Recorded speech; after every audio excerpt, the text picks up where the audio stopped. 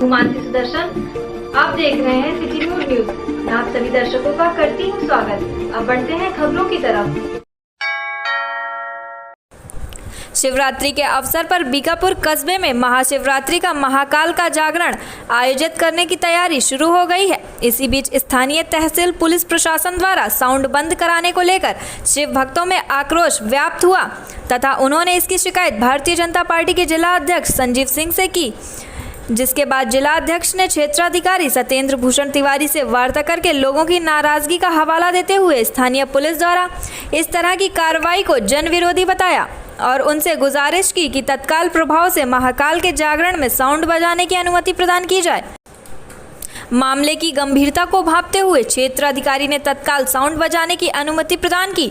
बताते चले कि विगत 15 वर्षों से बीकापुर कस्बे में शिव भक्तों द्वारा शिवरात्रि के अवसर पर महाकाल का महाजागरण का आयोजन किया जाता है, जिसमें रात्रि जागरण के अलावा आकर्षण झांकियों का प्रस्तुतिकरण भी होता है, जिसमें दूर दराज से शिव भक्त शामिल होते हैं तथा इस दौरान भंडारे का भी आयोजन किया जाता है। वहीं दूसरी ओर कार्यक्रम में आयोजक ने पुलिस के प्रतिबंध को अवैधानिक बताते हुए अपना विरोध दर्ज कराते हुए दावा किया कि महाकाल का महाजागरण नई परंपरा नहीं है, बल्कि यह परंपरागत कार्यक्रम है जो कस्बे वासियों के सहयोग से प्रतिवर्ष शिवरात्रि के अवसर पर आयोजित किया जाता है। फिलहाल जिला अध्यक्ष संजीव सिंह के हस्तक्षेप के बाद मामला सामान्य हो गया है तथा शिव भक्त परंपरागत ढंग से महाशिवरात्रि के पर्व की तैयारियों में जुट गए हैं। ये शिवरात्रि का पर्व हर 14 साल से हम लोगों का परमानेंट चल रहा है।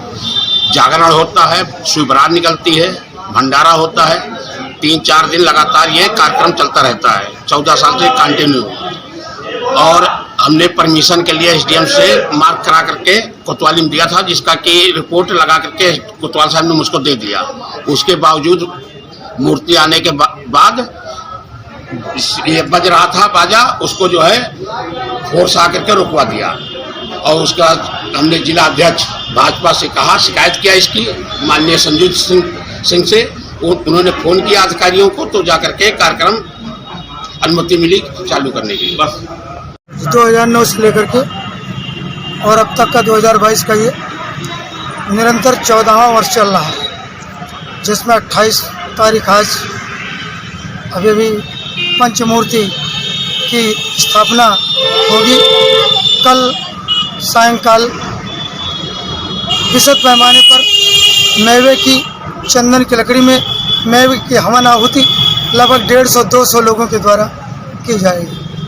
तत्पश्चात 2 तारीख को शिव बारात गाजे बाजे के साथ निकलेगी, जिसमें चाय नाश्ता खाना पीना पूरी व्यवस्था यहाँ के दूर दराज के लोग दूर दराज से आए हुए लोगों के द्वारा दान पुण्य के द्वारा सब कुछ आयोजित होगा, जिसमें गाजे बाजे के साथ, रथ के साथ, रोड लाइट के साथ हम लोग निकलेंगे, झांकी के साथ निकलेंगे। यहाँ से भोलेनाथ की बारात को लेकर के विवाह बद्री प्रसाद के संबंध पुत्र सर्वसीय भगवती प्रसाद के संबंध के आवास निकट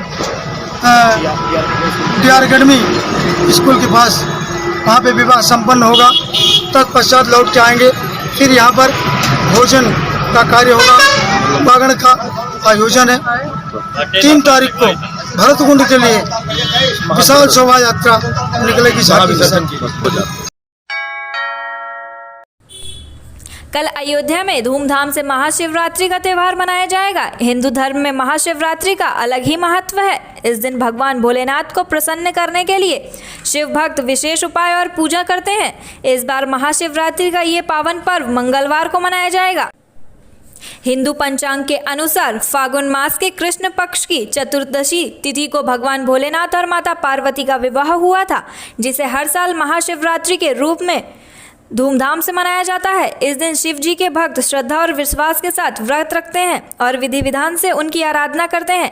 कल महाशिवरात्रि के पर्व पर तैयारियां पूरी की जा रही हैं। रामनगरी अयोध्या के नागेश्वरनाथ मंदिर और विभिन्न मंदिरों पर पूजा पाठ व भगवान भोले के आराधना की जाती है और शाम को शहर के विभिन्न क्षेत्रों से बारात निकाली जाती है।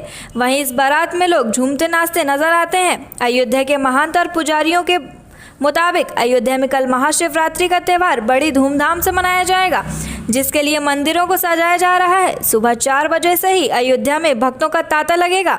अयोध्या के प्रमुख शिव मंदिरों में पूजन अर्चना के साथ साथ भंडारे का भी आयोजन होगा। अयोध्या के संत महाशिवरात्रि की तैयारियों में लगे हुए हैं। उन्होंने बताया कि शाम को निकलने वाली बारात अयोध्या की शिव बारात आकर्षण का केंद्र बनेगी।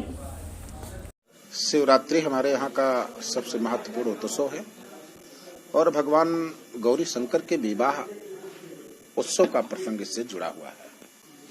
शिवरात्रि महाशिवरात्रि है, मतलब इस रात्रि जो जागरण कर शिव की आराधना करेगा, उपासना करेगा, शिव शक्ति के शरण में जाएगा, उसकी रात्रि कल्याण में होगी, उसका जीवन कल्याण में होगा। शिव मतलब कल्याण होता है। कल्याण के देवता हैं भगवान शिव और माता पार्वती। शिवरात्रि पर उनके विवाह उत्सव के प्रसंग पर विभिन्न प्रकार के अनुष्ठान होते हैं। कोई अभिषेक करता है, कोई पूजन करता है, कोई वंदन करता है। तो कल सभी सनातन धर्मावलंबी भगवान आशुतोष गौरी शंकर भगवान का अर्चन करेंगे, वंदन करेंगे, जलाभिषेक करेंगे, दुग्धाभिषेक करेंगे, रसाभिषेक करेंगे। जो भी जिस भी प्रकार का होगा, इनके प्रकार सभी लोग भगवान शिव के अर्चन, पूजन, वंदन, मंदिरों में पूजा, भंडारा, ये सब चलता रहेगा। मैं शिवरात्रि के पर्व पर यही अपील करूंगा। सबसे पहले तो मैं देशवासियों को साधुवाद देता हूं, धन्यवाद देता हूं और महाशिवरात्रि की हार्दिक बधाई देता हूं। और मैं यही कहूंगा खासकर गृहस्थ आश्रम जीवन जीने वालों को कि आपके आदर्श भगवान शिव हैं। शिव का मतलब विश्वास, पार्वती का मतलब श्रद्धा। समाज में गृहस्थाश्रम में जीवन यापन करने वाले जितने भी सदग्रस्त लोग हैं, ये अपने आप को मानकर चलें। हर गृहस्थाश्रम का पुरुष शिव के रूप में विश्वास स्वरूप होना चाहिए और हर पत्नी, हर स्त्री पार्वती के रूप में श्रद्धा का स्वरूप होना चाहिए। जब श्रद्धा और विश्वास युक्त जीवन होगा तो जीवन मंगलकारी होगा, कल्याणकारी होगा और लाभकारी होगा। धन्यवाद। क्या कार्यक्रम किस तरह का है? जय शिवशंकर। दिनांक 1 मार्च 2022 को श्री भगवान भोलेनाथ और माता पार्वती के महाशिवरात्रि पर्व के अवसर पर भगवान भोलेनाथ और माता पार्वती का भव्य विवाहोत्सव मंदिर प्रांगण में संपन्न होगा। प्रातः 2:30-3 बजे से ही हजार शिव भक्त आकर के भगवान भोलेनाथ का जलाभिषेक करेंगे और अपने मनोकामनाओं की पूर्ति के लिए भगवान भोलेनाथ से प्रार्थना करेंगे। पूरे दिन अभिषेक का कार्यक्रम होगा। उसके बाद सायंकाल भगवान भोलेनाथ की दिव्य बारात निकाली जाएगी, जो पूरे अयोध्या नगर में भ्रमण करते हुए वापस मंदिर पर आएगी। उसके उपरांत रात्रि में शिव और माता पार्वती जी के विवाह का कार्यक्रम होगा। क्या पर देखिए, शिवरात्रि को ही भगवान भोलेनाथ और माता पार्वती का शुभ विवाह हुआ था, इसीलिए इस दिन जो है सारे शिव भक्त जो है आनंदमय तरीके से भगवान भोलेनाथ के विवाह को मनाते हैं। देखिए, हिंदू भगवान भोलेनाथ और पार्वती माता का विवाह मतलब हर हिंदू धर्म में विवाह को एक उत्सव माना जाता है, इसीलिए सारे लोग जो है इस आनंद में अपना जो है प्रतिभाग करते हैं। देखिए, भगवान राम का मंदिर बन रहा है, यही सबसे बड़ा हिंदू समाज के लिए जो है पुरस्कार है। मंदिर प्रातः 2 बजे से खुल जाएगा। इसके बाद पूरे दिन जो है जलाभिषेक का कार्यक्रम होगा। सायंकाल 7 बजे भगवान भोलेनाथ की बारात निकलेगी, जो पूरे नगर भ्रमण करते हुए लगभग 12 बजे 11:30 बजे तक वापस आएगी। इसके बाद रात्रि भर जो है शिव पार्वती विवाह का कार्यक्रम होगा। देखिए, भगवान भोलेनाथ के जो भक्त हैं वही विशिष्ट अतिथि हैं, ठीक है, और अपनी अपनी भावना लेकर के भगवान भोलेनाथ को अर्पण करने के आते हैं। बाकी जो भी गणमान्य व्यक्ति हैं अयोध्या के, लगभग सब प्रमुख जो भी हैं वो सब सारे लोग सम्मिलित होते हैं इस बारात में और भगवान भोलेनाथ के अभिषेक में।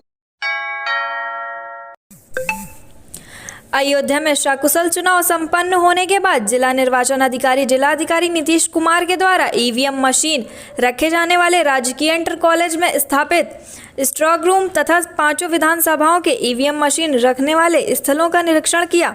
उनके साथ उप जिला निर्वाचन अधिकारी अमित सिंह व एसएसपी शैलेश कुमार पांडे व अन्य अधिकारियों ने निरीक्षण किया। उसके पश्चात जिला निर्वाचन अधिकारी नीतीश कुमार ने बताया कि जनपद में 5 विधानसभा 271 रुदौली 61.49%, 274 बीकापुर 62.65%, 275 अयोध्या 60.41%, 273 मिल्कीपुर 59.92 व 276 गोसाईगंज 60.85% लगभग रहा। इसी तरह जनपद अयोध्या में शाम 6 बजे तक कुल लगभग 61% मतदान सकुशल संपन्न हुआ। सभी ईवीएम मशीनों को पूरा सुरक्षा के बीच ला करके लॉक कर दिया गया। आप पूरा निरीक्षण कर रहे हैं, क्या निर्देश दे रहे हैं लोगों को और क्या करना चाहिए? नहीं, यहाँ पे हम लोगों ने प्रत्येक बूथ के लिए 20 के लिए एक टेबल लगाया है और हम लोगों ने काफ़ी व्यापक इंतजाम किए हैं इसमें यहाँ पे, और हर एक विधानसभा के लिए 20-20 कलेक्शन टेबल्स लगे हैं, इसलिए तीव्र गति से होता है। जैसे जैसे पोलिंग पार्टीज हमारी आती जाएगी कलेक्शन होते जाएगा और सभी जगह शांतिपूर्ण मतदान संपन्न हुआ है और सब लोग आ रहे हैं और यहाँ पे लगभग 11 से 12 बजे के बीच में सभी पोलिंग पार्टीज आके सब सबमिट कर लेंगे अपना। कितने मजिस्ट्रेट लगाए गए हैं, कितनी टीम लगाई गई है? यहाँ पे मजिस्ट्रेट सब लगे हुए हैं और सेक्टर मजिस्ट्रेट सब लोग आ रहे हैं। 193 सेक्टर मजिस्ट्रेट हैं, आप जानते हैं। जोनल मजिस्ट्रेट 25 हैं और हमारे SDM 5 RO लगे हुए हैं, 3 एक्स्ट्रा मजिस्ट्रेट लगे हुए हैं, 5 ADMs लगे हुए हैं जो सुपर जोनल मजिस्ट्रेट लगे हुए हैं।